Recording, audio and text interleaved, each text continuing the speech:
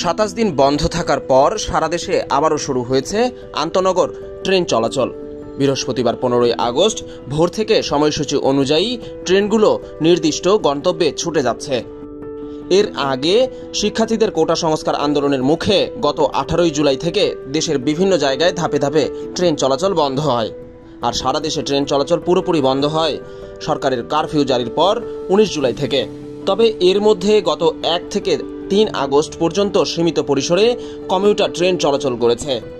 এদিকে গত 11ই আগস্ট বাংলাদেশ রেলওয়ের পরিচালক মোহাম্মদ নাহিদ হাসান খান এক বিজ্ঞপ্তিতে জানান, 12ই আগস্ট থেকে মালবাহী ট্রেন, 13ই আগস্ট থেকে mail express, local, commuter train এবং 15ই আগস্ট থেকে আন্তনগর ট্রেন চলাচল শুরু করবে।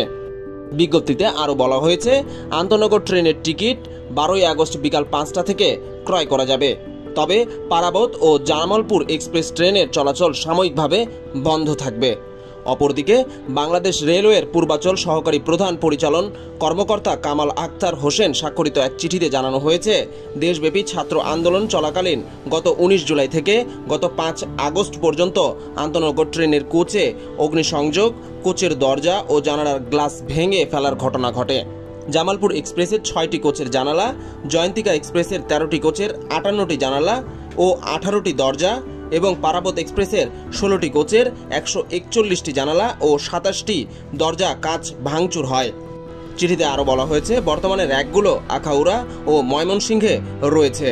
ক্ষতিগ্রস্ত কোচগুলো বেচ স্টেশন এবং পাহাড়তলি শেডে পাঠিয়ে মেরামত করতে হবে, যা সময় সাপেক্ষ ব্যাপার।